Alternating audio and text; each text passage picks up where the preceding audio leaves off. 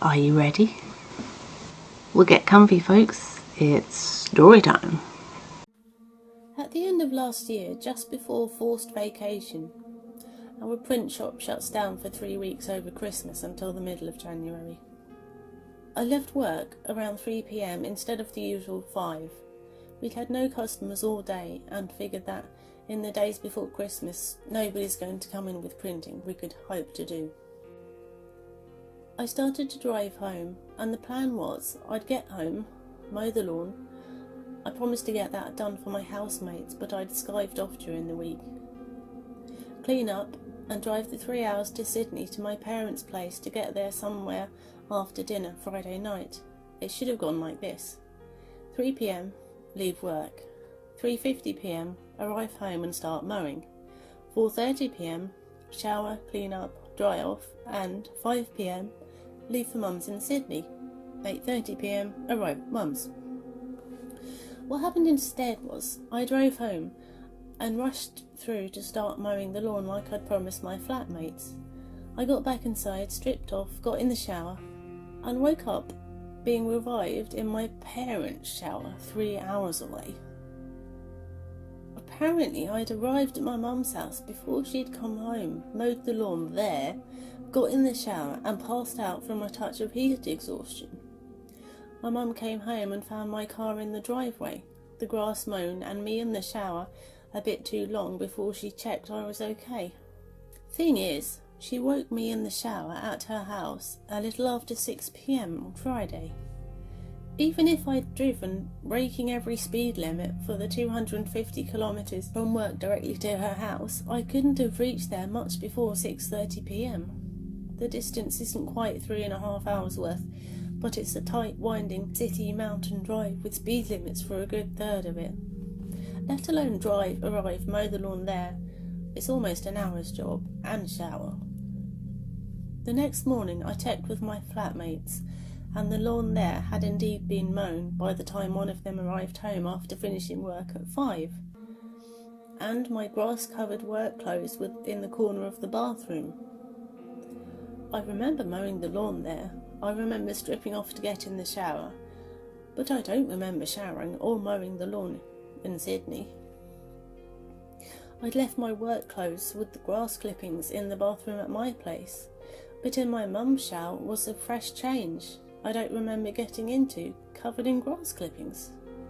It seems if reality is to be violated, what seems to have happened was this: 3 p.m, leave work. 4 p.m, arrive at my place and Mum's place at the same time. Start mowing in both locations. 4:30 to 5 p.m, strip off, start showering in both locations. 5:30 p.m, disappear from home, reintegrate at Mum's in the shower and pass out. I've been reading the stories on this subreddit and have enjoyed them, so I thought I would share my own weird story with you guys. It happened in early 2000 when I was working at a juvenile detention centre in a small town in Oklahoma as a corrections officer. I was working nights at the time and went to work at 9 p.m. This one night when I arrived for work, my supervisor looked confused and asked me what I was doing there. I said, "I work tonight." And he said, "But they said you called in a few hours ago saying that you were sick." I was a bit confused and said it must have been someone else and they got the message wrong. After everyone else showed up for work that night, it was a bit more weird, but we carried on as usual and assigned everyone their places for the night. I went to work in the control room where I usually work. The control room is in the centre of the prison that has direct control over the cameras, doors, phones and everything. After I relieved the guard on duty and settled in for the night, I looked at the message that said I called in. It said I had called at 6:50 and that I had gotten sick while out cleaning up after the storm. There had been a storm the night before, and it was a bit bad, but not anything that I had to go out and clean up. It was truly weird. The supervisor came into the control about that time. He was also a friend of mine outside work, and we started talking about it and how odd it was. I decided to call my wife at home and tell her about it while he was still sitting there. I picked up the phone and dialed. After 2 rings, a man picked up the phone and with a raspy voice said, "Hello." I did not know what to say for a few seconds. I looked at the phone to make sure I dialed the right number, and I had. After a few seconds, the person said, "Hello," again in the same raspy voice, and I said, "Hello? Who is this?" "This is Taylor. Who's this?" said the person. My head started spinning because my name is Taylor. I almost said in a scream, "Where's Anne?" He said, "Anne's in bed. Who's this?" I dropped the phone and told my supervisor to ring me out. I had to get home, and I took off towards the door. I could hear Dave pick up the phone behind me and say, "Hello?" Followed soon after by, "What the fuck?" rather loudly. I ran to my car and drove home faster than was legal, my mind racing the entire time. I busted through the door and my wife was sitting watching TV and was shocked at me being home. I asked her who was there and she said no one has been here. After a rather long talk with my wife, I went to call the prison to tell them what was going on, but the phone was dead. I went back to work and when I came in, Dave was acting weird and asked me, "How the hell are you doing this?" He told me that when I left, he picked up the phone and the person on the other end sounded like me. He kind of freaked out and hung up the phone. A minute later, as he could see my car leaving the parking lot, I had called back from home and asked what the fuck was going on.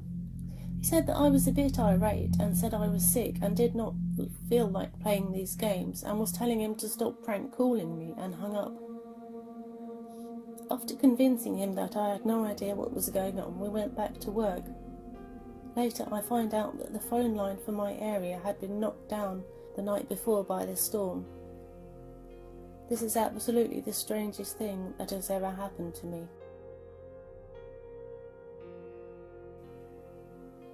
This happened on an afternoon when I was 17. I was an amateur rider driving my 600cc motorcycle, followed behind by a buddy of mine up a mountain with lots of curves. He had a 1000cc engine, so he soon left me behind. Trying to keep up, I sped up to catch up, hitting some pretty high speeds. I glanced in my mirror for a split second as I saw headlights approaching from behind, paranoid it could be a cop. When I looked back towards the road, I realised I was headed straight towards a sharp left-hand curve. I pulled on my handlebars so quickly, but at this point I was on the edge of the road catching gravel.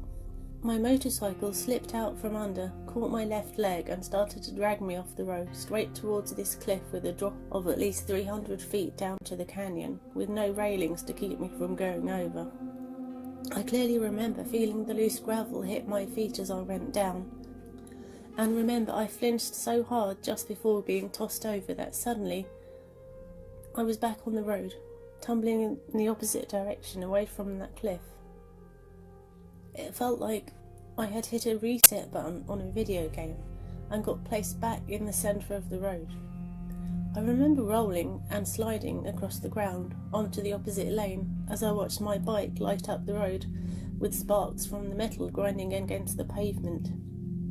My adrenaline was pumping so hard that I was able to pop back up and ran or limped so fast towards my bike as my left foot flopped with every step I took.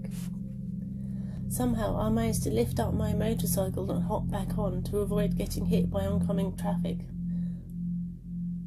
I started my motorcycle up again and quickly made my way back down the mountain, only thinking how pissed my dad would be at me for wrecking this brand new bike, which he had helped me buy just weeks before.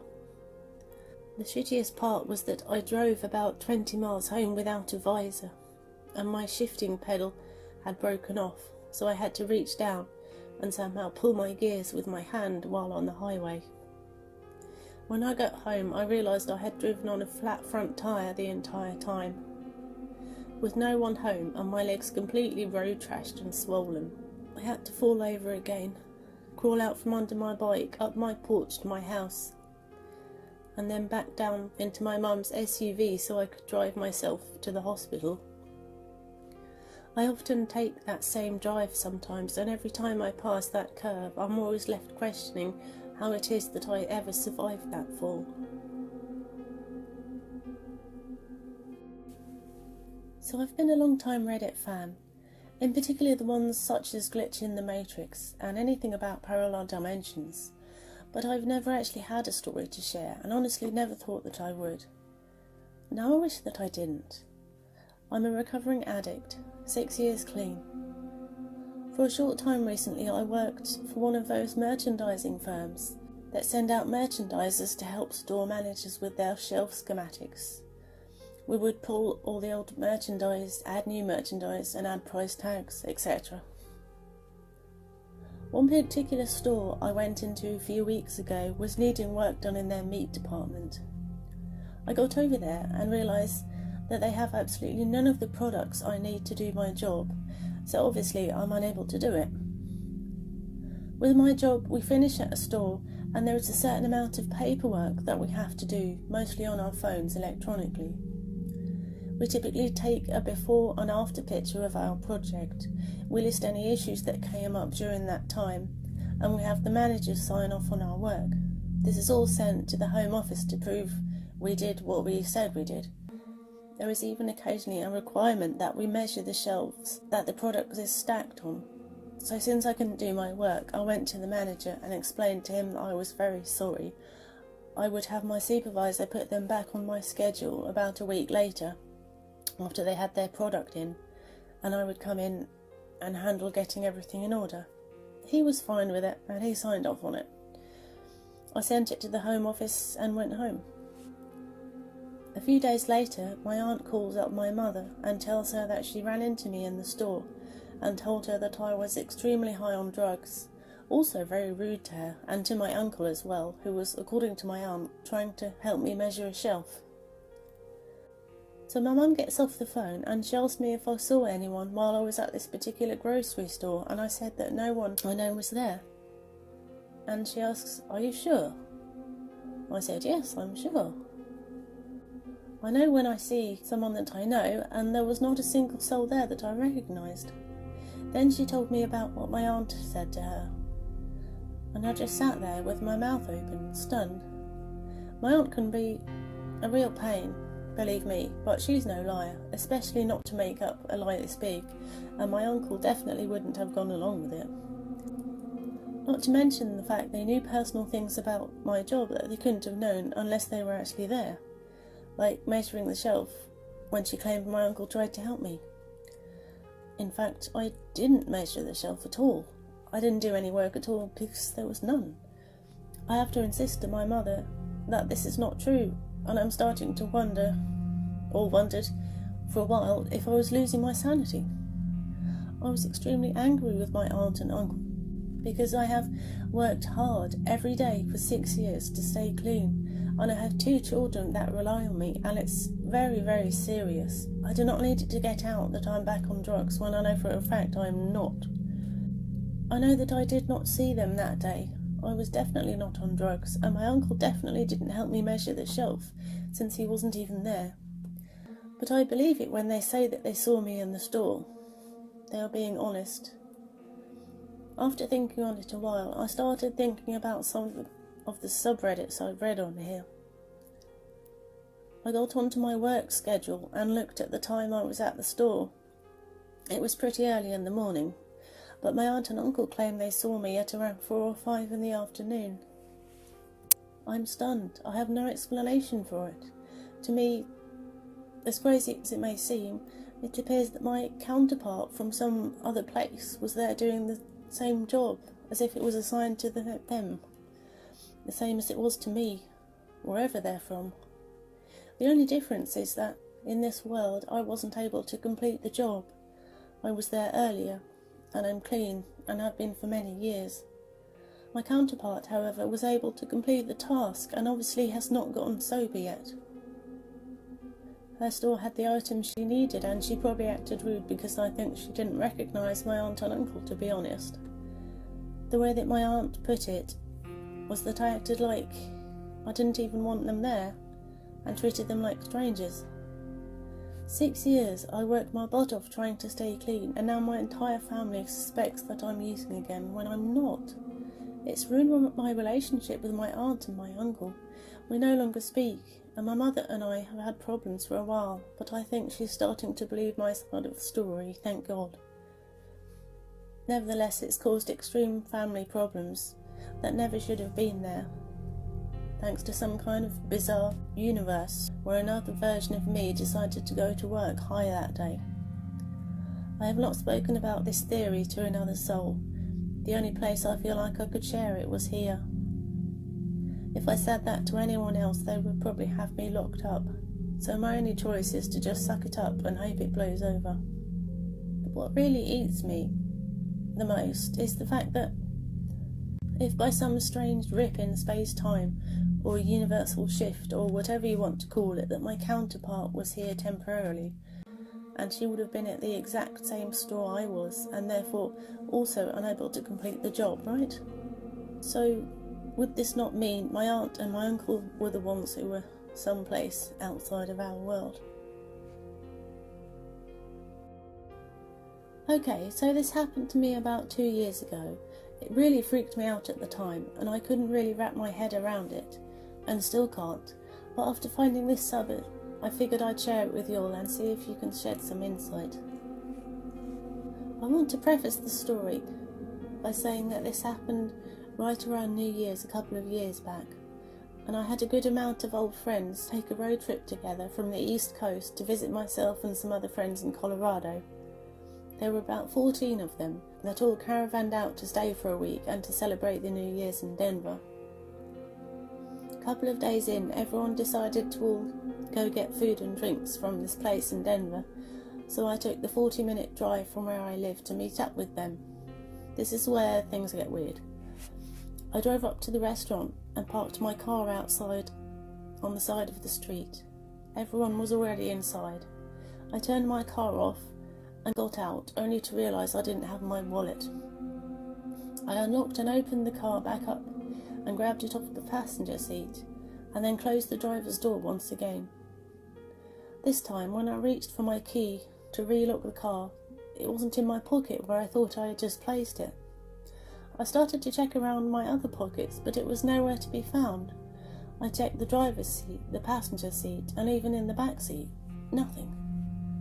Then I thought to myself, what if it fell on the ground when I got out of the car? Maybe it was on my lap. I look at the ground to find a big dirty slushy puddle of water from the snow melt that my car is parked in.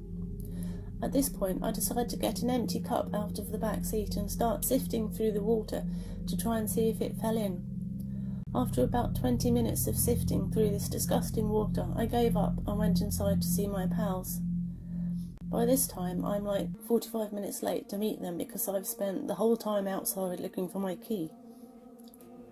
I tell them the situation and we all agree that it's somewhere in my car and not to worry about it too much.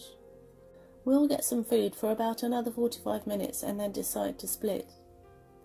Now about 10 people, I'm not exaggerating here, came outside to my car to help me look inside and around. We all searched high and low, tore my car apart looking for that key, but still nothing. After a good 30 minutes we called it off, and someone gave me a lift back to my house. I had to call a tow truck to bring my car home because that was my only key. Now fast forward a bit. I eventually had a locksmith come and make me 2 new keys, just plain metal, non-electronic ones.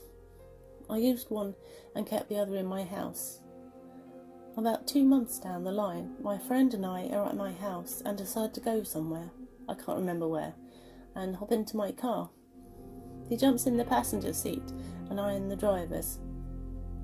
While I'm getting my things in order, I see him reaching under his butt to pull something out that he is sitting on. Lo and behold, he pulls out the electronic key that disappeared 2 months earlier, just right off the passenger seat. It's important to note that this is not a friend who I'd been with at all during the time of losing the key, and I'm pretty sure he knew nothing about my losing it in the first place. For the life of me, I cannot understand how it got there. I know it wasn't there earlier. I would have seen it either cleaning out my car, or one of my 10 friends who had helped me search for it would have seen it just sitting there. The crazy thing is, a bunch of other people had ridden in my car since my friend had sat on the key, and none of them had ever said anything was there. I don't get what happened, but I know it wasn't just sitting there for 2 months. I'm positive of it. I was dumbfounded at the time, and honestly still am. What are your thoughts?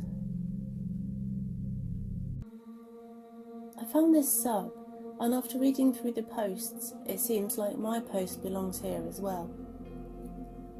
I have come to believe that what I saw this night was some sort of doppelgänger or mimic, as I've heard it called.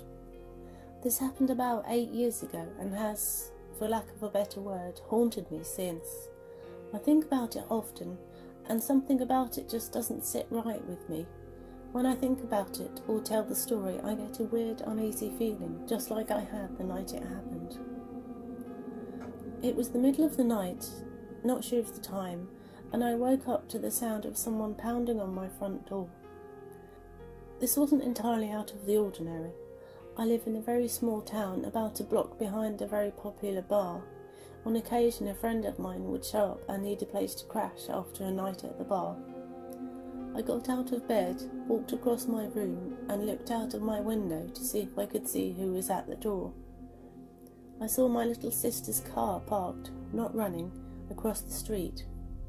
She was 21 years old at the time, and it wasn't unheard of for her to visit the bar. I walked from my room down the hall to my living room. This would have taken about 10 seconds, as my home was fairly small. I could still hear knocking until I was about halfway down the hallway. I got to my front door, opened it, and saw my little sister about halfway across the street, walking towards her car. I yelled her name several times, but she didn't turn around. She would have easily been within earshot. It was a small 2-lane residential road and was very quiet that night. Something felt very odd about it. I can't quite put my finger on what was off, but it felt wrong somehow. Under normal circumstances, I think I would have caught up with her in the street to see what was going on, but I didn't. I just stood there, watching her and feeling slightly uneasy. I watched her walk round to the passenger side of her car and get in. The car started up and drove off. At the time I thought it was strange that she got into the passenger side, but thought maybe her boyfriend had driven her and was waiting in the car to see if I would answer the door. I went back to bed a little worried that she needed a place to sleep. I called her first thing in the morning and apologised that I hadn't gotten to the door faster, and asked why she didn't turn around when I yelled her name. She genuinely had no idea what I was talking about.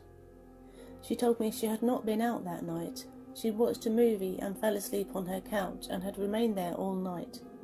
She had an infant son and never left him with anyone but our mum. I later told the story to my mum, and she also thought it was very strange. Obviously she hadn't been watching my nephew that night, so that backs up my sister's story of being home all night. She lived with my mum at the time. But I'm positive that what I saw was her. We lived in a very small town, and she had a very unusual car that I hadn't seen around town before or since. Her windows were tinted very dark, so dark that she later got a fine for it. And also the area was very well lit. My porch light was on, and I lived directly across the street from a church that was very well lit as well. I got a good look at her and the car. I thought maybe I had been dreaming, but I told my boyfriend at the time, who lived with me and had been there that night, and he said he had heard me get out of bed, go to the door and yell my sister's name several times. He didn't get up to see what was going on and just went back to sleep. I have no history of hallucinations before or since then. Nothing like what I experienced has happened since. I used to work at a dog rescue centre in the Midwest before moving home to the East Coast. It was a small rescue, about 10 employees max, and we were all tight-knit. Nobody there resembled me. I am exceptionally short and have different hair than anyone there, so it wasn't easy to mistake someone else for me, or vice versa. The place was also haunted. We all heard a female voice yelling at us or singing near us when we were completely alone. Almost everyone saw apparitions or reflections when nobody was there. So this place was already full of some weird energy to begin with. Then it got weirder. During my last couple of months, co-workers started sending me odd texts. They would text me on my days off, asking why I was there and where I had just disappeared to. I would always reply that I wasn't there. While I was there, occasionally someone would jump at the sight of me and say something like, "What the hell? You were just outside. I saw you through the window." Or, "I just saw you in the storage room. How did you get here so fast?" They couldn't understand how I'd gotten from point A to point B impossibly fast. Every time I would be baffled and explain that I wasn't where they thought I was before. A good example that I remember well was this one. I was in the backyard. The only door from there goes through the main adoption room, then exits on the other end about 50 feet away into a hallway containing a kitchen and some private meeting rooms. I walked in from outside and saw my co-worker coming into the room from the hallway. She looked at me and gasped, then opened the door behind her to the hallway. She explained that she had just seen me in the kitchen doing dishes, but when she opened the door, which lay about 6 feet beyond the kitchen door, there I was coming in from outside. It was actually impossible. This is when we started to understand that something very strange was going on. We all sat around and talked about it, and it turned out almost everyone was seeing a phantom version of me. Every time they saw it, it turned around and didn't interact with them. It would go into some strange places too. For example, someone watched me go into the closet holding the water tank and followed me, asking some questions about work matters. As soon as they turned into the closet, I was gone. I hadn't walked into the closet at all around that time, let alone on that day. My best guess is that I was in the middle of making a major life decision about either staying in this city at this job and taking a promotion or coming back home to the East Coast. The decision was extremely stressful for me to make, and I really loved that job. I'm surmising that my energy literally just split somehow, and that a version of me was hanging around there while I endured so much angst over staying or leaving. If I want to get super weird about it, I could say that maybe in another reality I decided to stay there, and maybe those two timelines were intersecting and glitching into one another. They continued to see me after I moved home thousands of miles away. There was this house at the end of the street where my cousin and I would do U-turns with our bikes and race to the other end of the street every day. It was completely yellow, and its owners were in Germany most of the time. The husband is German and the wife is not. They just came to live in it every summer. The husband was nice. He usually gave us apples and cherries from the trees in his garden and had a heavy accent. We didn't see the wife much. She was very sickly. They had a granddaughter that would visit them, that played with my cousin and I. Now, when I was walking past the place, the German's house, as we called it, it's gone. The space is filled with trees. No sign there's ever been a house there. When I asked my cousin about it, she remembers it as well. She remembers the pastel yellow of the house, the kind German man, his lovely granddaughter who played with us.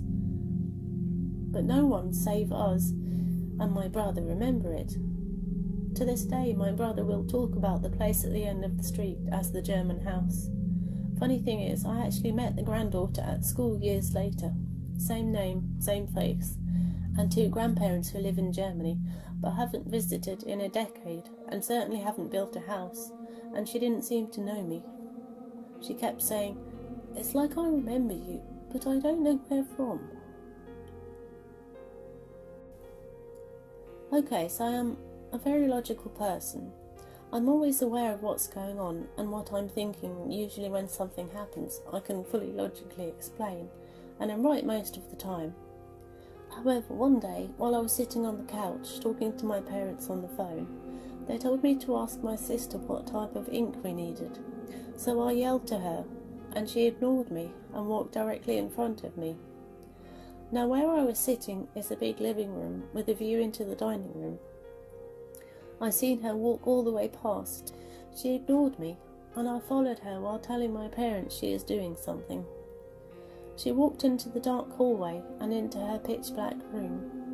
I called her name again and turned the light on in her room, and she wasn't there. Then she called me from the room totally across from where I was, and she was wearing a different shirt and everything. I have no idea what happened, and still don't know. I know what I saw, and even heard her footsteps. I was fully awake, and I know that for a fact, but nothing paranormal has ever happened to me before, or since. It remains the weirdest, most left-field experience in my life. Anybody else have anything similar happen? Just stumbled upon this subreddit while stress browsing. The thesis is such a hard thing to do. And decided, why not, eh? I've had a lot of experiences with the supernatural, 3 of which are about doppelgangers. Number 1. I lived in boarding school my entire teenage life, starting from about 12 years old. And this one is from when I was 13 or 14. I went back home for the weekend, and when I came back, a junior I see from time to time approached me and asked me why I was standing in front of the toilet's mirror. Probably about 6 to 7 p.m. on Saturday, wrapped in a towel, and didn't answer her when she greeted me. I just kept looking at the mirror, and that freaked her out, so she had to go to another toilet. I told her I was at home the entire weekend and had just got back that very day. That poor girl's face turned pale. Number 2. 16 years old, now enrolled in a new boarding school. My dorm building faced the dormitory's cafeteria, and it happened around 1 a.m. Coincidentally, it was a study week, so a lot of girls haven't slept yet, just hanging out at the balcony, with a clear view of the cafe. So a lot of people saw me wandering around outside the cafe in the dark. No lights in the cafe. While I was minding my own business in my room, ground floor, dead centre facing the cafe. The next day, many people came asking what the hell I was doing, and to avoid trouble I just lied and said I was looking for lost watches. Number 3. 23 years old, residential college. I roomed with my childhood friend for a while in one of the residential colleges, and each bed aligned with each wall, leaving the middle floor empty. One night while I was sleeping, she woke up suddenly around 3 a.m. and saw me lying on the floor facing her, and also the real me on the bed sleeping like a log. Luckily, she is used to me telling her that I have had to deal with all kinds of creepy things, so she understood what happened and just went back to sleep. She told me the next day. So yeah, those 3 are doppelganger incidents that I clearly remember. Not sure if there's more, because with so many supernatural things I've experienced, things get jumbled up sometimes. I am by no means a ghost hunter or ghost enthusiast, just that for some reason I tend to experience way more of this stuff compared to my friends. This is the story of my best "you've got to be kidding me" moment. I recently returned to the US after having studied abroad in Australia for 6 months.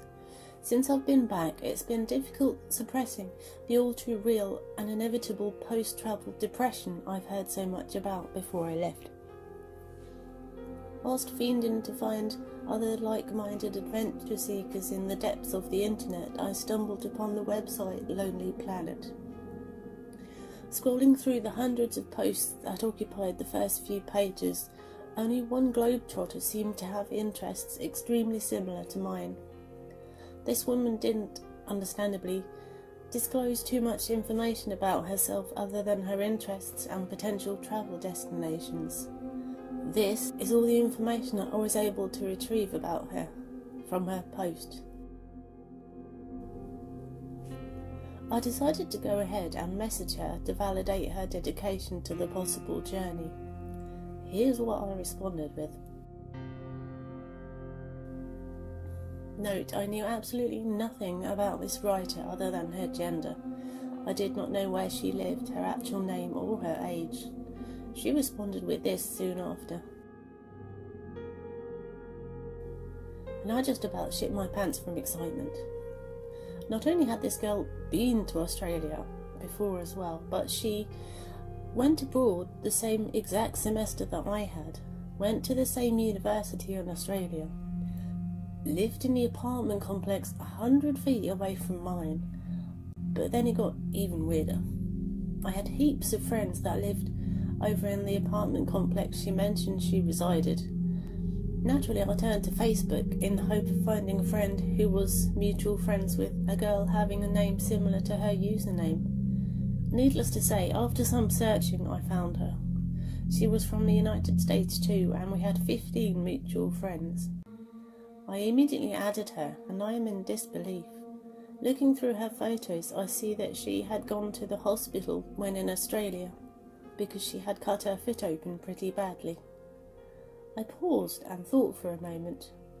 I had remembered that one seriously, belligerently drunk night at my apartments, a party got out of hand and I had joined several others to dance on a picnic table on someone's deck. The table had collapsed eventually and everyone hit the ground pretty rough. There was blood all over my legs and I thought I had fucked up pretty badly, later realising it wasn't my blood.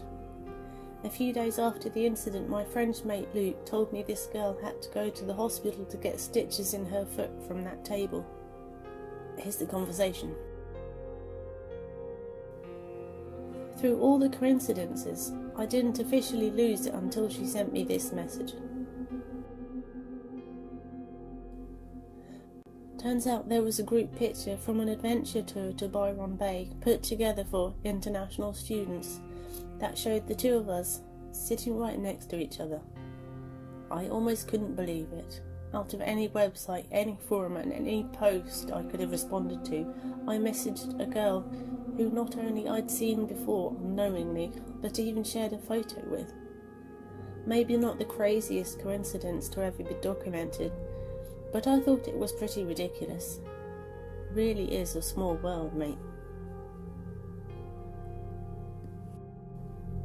Last year, my youngest daughter and I had separate instances of seeing my older daughter in various places where she wasn't. The first time this happened, I had gotten up at 4:30 in the morning to use the restroom. As I walked towards the bathroom, I could see into the living room, where I saw my daughter sitting on a couch, wearing a white t-shirt, underwear, with her legs drawn up and feet on the coffee table. Her head was bent forward and her hands were in her lap.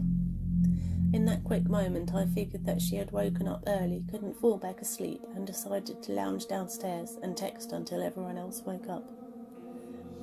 I came out of the restroom with the intention of asking my daughter if she was okay, or wanted to climb into bed with me until we had to get up. But as I passed the living room, I saw that she wasn't there. At this point, I figured she went back upstairs to sleep or to hop in the shower, and I crawled back into bed, hoping to sleep for another hour and a half. When the alarm went off at 6, I went to take a shower, and my eldest daughter comes into the bathroom to brush her teeth. I asked her if she was sick, and she said no, and asked me why I asked that. I told her, because you were up texting at 4:30 this morning downstairs. She then laughs and tells me that she was not up and that I must be going blind. I'm a little miffed at this point, so I look out from the shower to tell her I'm not that old, but then notice she is wearing a blue cross-country shirt and shorts. I ask her if she has changed clothes this morning, and she said no, she slept in the clothes she's wearing. If this was true, no reason for her to lie, then I saw someone who looked just like her slouched over on the couch. Completely baffled me. My youngest daughter had the same experience, except that she saw my older daughter sitting on her bed, head bent down, hair covering her face, as if she had just woken up and was trying to rouse herself out of bed. This was at 6 in the morning when my youngest daughter was getting ready for school. It was only later that she realised her sister had to be at work at 4:30 a.m. to start her shift at the restaurant, and wasn't even home when she passed her sister's room. Strange and a little unsettling. I go to university in a rather large city, and on Thursday mornings I have a lecture at 9:30 a.m. Well, I overslept on this morning, and it isn't really a big deal for me because the professor doesn't take attendance, and I just take the notes down over the weekend from her website. No, the strangest part about this morning was the fact I had dreamed I was walking on 8th Street towards my class. It was very blurry and windy, like I was there, but not really there. I saw one of my friends, but kept going without acknowledging him. I suddenly jolted awake, 30 minutes after class started, and I saw that I had an unread text message from the very same friend I saw in my dream, which goes as follows. Was that just you, on 8th Street, or was it your double? This whole day I've been at a loss to explain what happened. If anyone has any ideas or similar experiences, I'd love to hear them. The text was sent around the time I would be going to class. My friend came over last night and I brought it up to him. He said he saw someone exactly like me, but was slightly disturbed when I told him my dream. Still no explanation. Thanks for watching. See you in the next video.